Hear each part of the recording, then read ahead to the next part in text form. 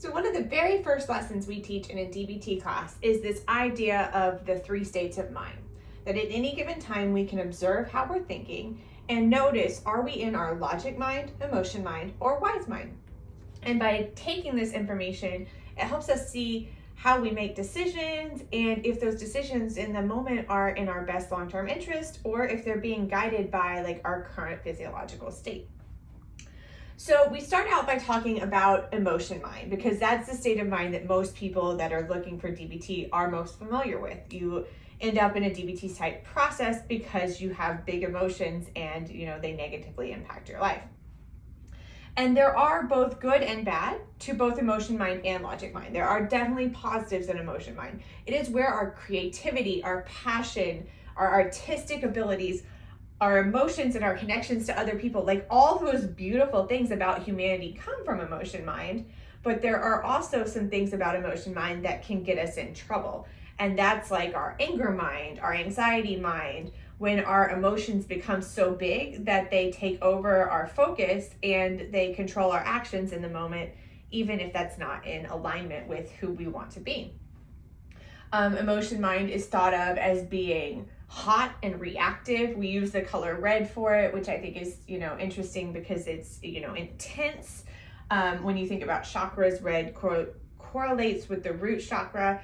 And I think, you ask anybody with BPD and they have some root chakra issues going on, and that, my ability to exist in this world has always felt threatened. Just being me is uncomfortable. All those thoughts, really do tie in with emotion mind. When we have anxiety, our fear has an evolutionary purpose, right? Like fear is to keep us alive so that we can procreate and keep our species alive. Modern life has a lot of fear that's not related to actual death, right? And anxiety keeps us frozen in a state a lot of times of not doing the things that we want to do. So our emotion mind can influence us to avoid things that we really want to approach. It can also influence us to damage things in the moment that we really care about if we're in like anger, rage spaces. So the opposite of emotion mind is our logic mind. That is our cool, calm, collected, the parts of us that we use in school, in corporate America, like the scientific methods, spreadsheets, organization, all that good stuff. And you might look at logic mind and go, well, how could I ever be too far into logic mind? Like, how could there be bad to that? Like, those things all help me progress in capitalistic society. But if we get too far into logic mind, we lose our emotional connections and we lose our connections to humanity, relationships, other people. And we can get like kind of into this space of like if-thens where like we run these calculations almost like algorithms in our brains of like, oh, this isn't worth the investment, so I'm not even gonna do this. And like being studious and putting all my effort in my work has like real payoffs that I can see, and those reward my brain. And so I don't really need connection. I don't need that humanity piece of life. Like I'm just gonna focus all the way in over here. So there is that same potential of like we get too far into logic mind and we lose a piece of the beauty of life, a piece of, like what it is to be human. I come from the personal belief system that you can get to all the way on the spectrum of either emotion or logic mind and get to dissociation.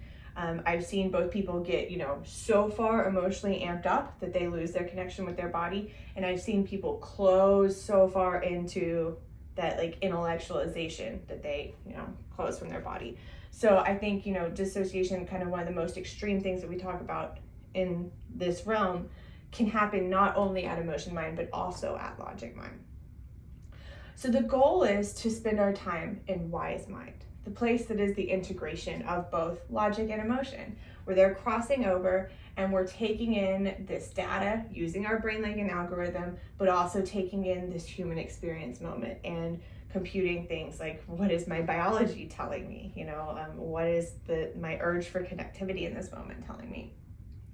And wise mind is comparable to like intuition or our inner knowing, that this is something that we're all born like innately capable of doing. But like conditioning has taken us away from that, right? Like we either grew up in an environment that leaned one towards another.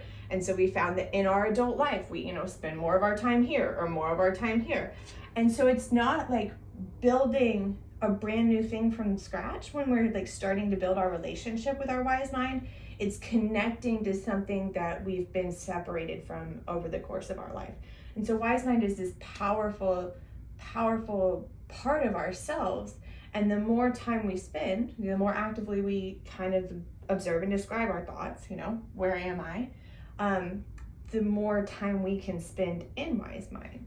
And one of the simplest ways to look at like balancing is if you notice you spend way time over here on the continuum or way time over here, is to use the other side to pull you back towards the middle. So if I'm in logic mind, if I'm a spreadsheets person and like work, how do I bring more emotions into my life? How do I have more connectivity, more relationships, creativity? Can I create something? Can I, manifest from my internal something to the external? Whereas if you find that you are a person who spends a lot of time in emotion mind, how can I engage more logical processes in my life? And like a silly little trick, but if you're like all the way over here in emotion mind, if you start doing arithmetic in your head, like simple addition, subtraction, multiplication, because you're engaging the complete opposite part of your brain from where you started out, even if it has nothing to do with the situation you want to change, that will help you start to move that way along the continuum. And so it's not that either one side is wrong, but the more that we can spend towards this middle piece of our life, the more time we spend making decisions out of alignment versus reactionary decisions or self-protective decisions. So this week I encourage you to take some time and just ask yourself at random times in the day, what state of mind am I in? And if its answer is, I'm pretty far out on one of the outliners, how can I move myself more towards that inner knowing? Hope this is helpful, guys.